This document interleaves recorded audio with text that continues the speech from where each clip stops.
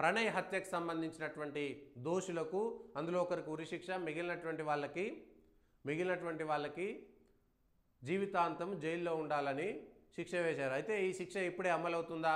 వీళ్ళు మళ్ళీ హైకోర్టులో అప్పీల్ చేసుకోవచ్చు, హైకోర్టు నుంచి సుప్రీంకోర్టులో అప్పీల్ చేసుకోవచ్చు, ఆ తర్వాత రాష్ట్రపతి దాకా పోయి ఆ ఉరి శిక్షను రద్దు చేయమని చెప్పి కూడా మాట్లాడవచ్చు. అయితే ఇందులో నిందితులు 2-3 ఉగ్రవాద లింకులతో ఉన్నటువంటి వాళ్ళు, ఉగ్రవాదులతో హరీన్ పాండ్యా హత్య కేసులో ఉన్నటువంటి లింక్ ఉన్నటువంటి వాళ్ళు, అబ్దుల్ బారీ కానీ కరీం కానీ వీళ్ళందరూ కూడా ఉగ్రవాదులతో లింకులు ఉన్నటువంటి వాళ్ళు. ఏ జైళ్ళలో అక్కడ ఇక్కడ కలిసినటువంటి వాళ్ళు వచ్చారు.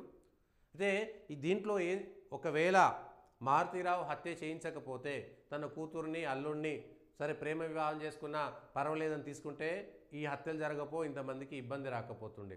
లేదు, అమృత అనే అమ్మాయి తన తల్లిదండ్రులు పెంచినటువంటి దాని ప్రకారం ప్రేమ వివాహం కాదో నా తల్లిదండ్రులు చెప్పినట్టుగానే విని నేను ప్రేమ పెళ్లి చేసుకోను, ఒకవేళ చేసుకుంటే తల్లిదండ్రులను ఒప్పించిన తర్వాతే చేసుకున్నా అన్నా కూడా ఈ ఇబ్బంది రాకపోతుండే. ఇది కులోన్మాద హత్య అనేటువంటి ముద్ర వేసేటువంటి ప్రయత్నం చేస్తున్నారు. కులమా కులం కాదా పక్కన పెడితే పెంచినటువంటి తల్లిదండ్రులకు తమ పిల్లలపైన హక్కులు ఉన్నాయా లేవా, ఇది బాధ్యత. రాజ్యాంగం ప్రకారం కూడా చర్చ జరగాల్సినటువంటి పరిస్థితిలోకి వెళ్ళిపోయింది. పుట్టినటువంటి పిల్లలు 19-20 సంవత్సరాల వరకు తల్లిదండ్రుల చెంతన ఉండి వాళ్ళు సంపాదించినటువంటి సంపాదనతో చదువుకొని వాళ్ళ ద్వారా ఆలనా పాలనా పెట్టుకున్న తర్వాత ఇప్పుడు మేము మేజర్లు అయిపోయినాం కాబట్టి మాకు నచ్చినటువంటి వాళ్ళను లేపుకపోయి పెళ్లి చేసుకునేటువంటి స్వేచ్ఛ మాకుంది అనేటువంటి కారణం చేత ఇవాళ తల్లిదండ్రులకు క్షోభ లేదా? అట్లయితే తల్లిదండ్రులు మాత్రం ఎందుకు కష్టపడాలి 20 ఏళ్ళ దాకా? వాళ్ళ త్యాగాలు చేసి వాళ్ళ కష్టము వాళ్ళ రెక్కలు ముక్కలు చేసుకొని వాళ్ళు కష్టపడి మిమ్మల్ని లక్షలు పెట్టి సంపాదించి లక్షలు కోట్లు సంపాదించి మీకు ఇచ్చిన తర్వాత మీ ఇష్టానుసారంగా వ్యవహారం చేస్తే ఇది పెంపకంలో లోపమా, సమాజంలో లోపమా, లేకపోతే విద్యా వ్యవస్థలో లోపమా, సమాజంలో ఉన్నటువంటి లోపమా, లేకపోతే ఇష్టానుసారం డబ్బులు ఉన్నటువంటి వాళ్ళు ప్రేమిస్తున్నారు, లేనటువంటి వాళ్ళు ప్రేమిస్తున్నారు. హత్యలు జరిగినటువంటి ప్రతిసారి ఇదే జరుగుతున్నది. ఎందుకు జరుగుతున్నది? పిల్లలు ఎందుకు ఆలోచించట్లేదు ఈ విషయంలో? మీకు స్వేచ్ఛ వచ్చినంత మాత్రాన, మీరు మేజర్లుగా మారినంత మాత్రాన తల్లిదండ్రులు ఒప్పించాల్సినటువంటి అవసరం లేదా? మీకు 20 సంవత్సరాలు వచ్చినంత మాత్రాన తల్లిదండ్రులు అక్కర్లేదా? మరి తల్లిదండ్రులకు సంబంధించినటువంటి అంతకాలం ఎందుకు కష్టపడాలి? పాలిచ్చినంతసేపు ఇచ్చేసి 2 ఏళ్ళకో 3 ఏళ్ళకో రోడ్ల మీద వదిలేయచ్చు కదా. మరి పిల్లల పెంపకం తల్లిదండ్రుల బాధ్యత అయితే పెళ్ళిళ్ళు మాత్రం తల్లిదండ్రులకు ఇష్టం వచ్చినట్టుగా చేసుకోకూడదా? ఎవరో ఒకరికి అనామకునికి ఇచ్చి కట్టబెడుతున్నారా? తన బిడ్డ ఇంకా మంచిగా ఉండాలి, ఇంకా సుఖంగా ఉండాలి, తన కొడుకు ఇంకా మంచిగా ఉండాలి, సుఖంగా ఉండాలి అనేటువంటిది బాగా అయిపోయింది. రాష్ట్రంలో ఈ లవ్ జిహాదులతో పాటు ఇట్లాంటివి కూడా ఎవడో ఏం లేదు, ఎవడో ఒకడు మామూలుగా ఉంటాడు, కోటీశ్వరుని పిల్లని చూడాలి, పెళ్లి చేసుకోవాలి, సెటిల్ అయిపోవాలనేటువంటి ఆలోచన పెరిగిపోతున్నది సమాజంలో. ఇది కూడా ఒక దారుణమైనటువంటి పరిస్థితి. ఈ ఒక్క హత్యనే కాదు, ఈ ఒక్క కేసే కాదు, అనేకమైనటువంటి ప్రేమ వివాహాల్లో చూడండి, ఏ ఒక్కటి చేసినా తల్లిదండ్రులు ఆలోచించాల్సింది. పోనీ నాకు అక్కర్లేదు నా బిడ్డ, రెచ్చగొట్టి ఆయన ముందు కావాలని రిసెప్షన్లు చేసి మేము రిసెప్షన్ చేసుకోదా, మాకు నచ్చినటువంటి మా కొడుకు అంటే తల్లికి అక్కర్లేదా, తల్లిదండ్రులకు అక్కర్లేదా? కన్న బిడ్డ పెళ్లి చేసుకుంటూ పోతుంటే ఎందుకు ఇవాళ అమృత వాళ్ళ బాబాయ్ కూడా ఇవాళ వాళ్ళ పిల్లల్ని వదిలేసి జైల్లో ఉండాల్సినటువంటి పరిస్థితి. అంటే తన కుటుంబానికి చేతోడు వాదోడుగా, తన అన్నకు చేదోడు వాదోడుగా ఉన్నటువంటి వ్యక్తి ఇవాళ ఆ అమ్మాయి చేసినటువంటి పనికి ఇవాళ బలైంది కదా, ఆ కుటుంబం బలైపోయింది కదా. పెళ్లి కాని 2 ఆడపిల్లలు, ఒక పెళ్లి కాని ఒక కొడుకు, 3 పిల్లల్ని భార్యను వదిలిపెట్టిన జైల్లో జీవితం గడపాల్సి వస్తుంది. ఎందుకు?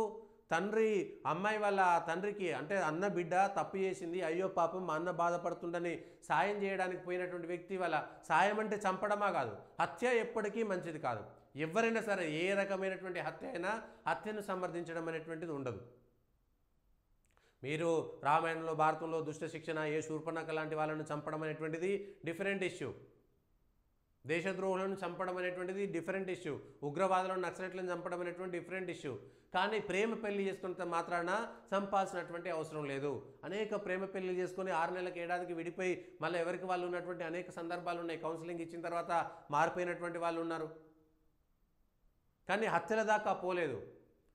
తండ్రి కోణంలో ఆలోచించాలనా, తల్లి కోణంలో ఆలోచించాలనా, హత్యలు చేసినటువంటి వాళ్ళ కోణంలో ఆలోచించాలా, లేకపోతే పెళ్లి చేసుకున్న పిల్లగాడి కోణంలో ఆలోచించాలనా, చనిపోయిన పిల్లగాడి కోణంలో ఆలోచించాలనా, లేదా ఇప్పుడు వాళ్ళ కడుపున చచ్చిపోయిన తర్వాత పుట్టినటువంటి పసికందు కోణంలో ఆలోచించాలనా? ఏ కోణంలో ఆలోచించాలి ఈ కేసు? సమాజం ఆలోచించాలి, పిల్లలు ఆలోచించాలి. ఇష్టానుసారంగా కాలేజీలకు పోయింది ఎందుకంటే గతంలో బాల్య వివాహాలు జరుగుతుంటే బాల్య వివాహాలు డేంజర్ డేంజర్ అనుకుంటున్నారు. ఇవాళ ఇష్టానుసారంగా పెళ్ళిళ్ళు చేసుకుంటే మళ్ళా అవే పెళ్ళిళ్ళు సరైన నాయన పిల్లల్ని చదివిపిస్తుంటే రెక్కలు వచ్చినాయని ఇష్టానుసారంగా వెళ్ళిపోతున్నటువంటి వాళ్ళ తల్లిదండ్రుల బాధను చూడలేకపోతున్నారు.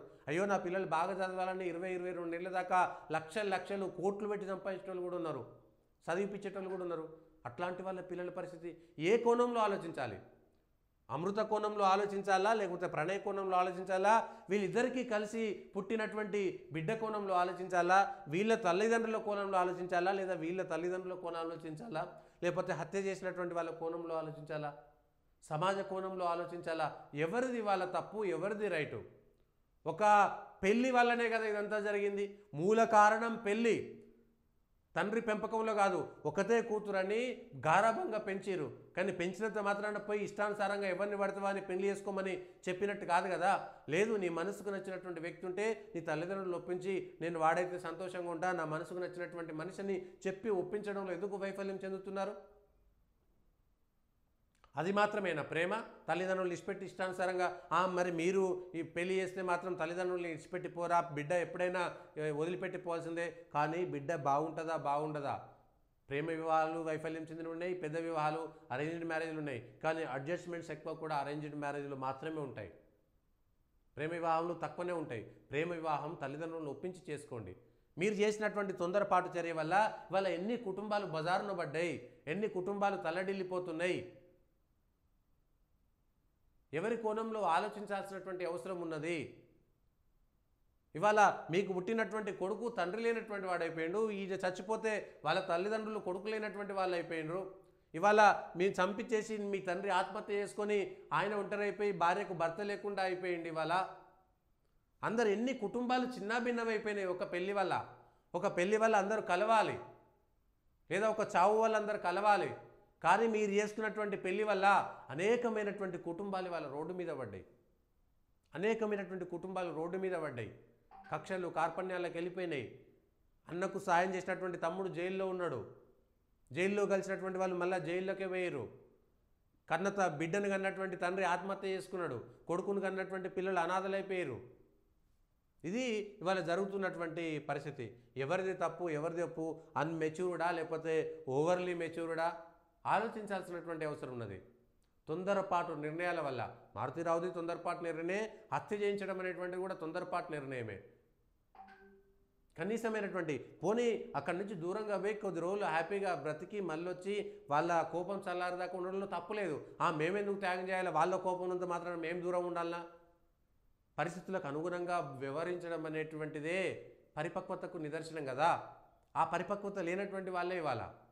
పోనీ పెళ్లి చేసుకొని వచ్చిన తర్వాత ఈ పిల్లగాని తల్లిదండ్రులైనా ఆలోచించి ఇట్లా కాదు అట్లా కాదు, ఇట్లా కోపాలు ఉన్నాయి కాబట్టి దీన్ని జాగ్రత్తగా ఉండాలి అనేటువంటి ఆలోచన ఎందుకు చేయలేదు? ఇన్ని కోణాల్లో ఆలోచించాల్సినటువంటి అవసరం మాత్రం ఉన్నది. ఇది ఇవాళ వచ్చింది, మళ్ళా అందులో పైసలు ఉన్న వాళ్ళు ఉంటే ఎవరైనా పోతారు, పైన కోర్టుకు పోతారు, ఆ పైన కోర్టుకు పోతారు, ఆ పైన కోర్టుకు పోతారు, సుప్రీంకోర్టు దాకా పోతారు. కొందరు బెయిల్ల మీద ఉన్నారు, కొందరు మళ్ళా బయటకు వస్తారు. కానీ ఎన్ని జీవితాలు, ఎన్ని కుటుంబాలు రోడ్డు మీద పడ్డాయి ఒక్క పెళ్లి కారణంగా, కేవలం ఒక పెళ్లి కారణంగా. ఎవరినో సమర్థించడమో ఎవరినో విమర్శించడమే కాదు, ఒక పెళ్లి వల్ల ఇన్ని కుటుంబాలు చిన్న భిన్నం అవడం అనేటువంటిది సమంజసమా? ఒకసారి పిల్లలు ఆలోచించాలి, తల్లిదండ్రులు ఆలోచించాలి.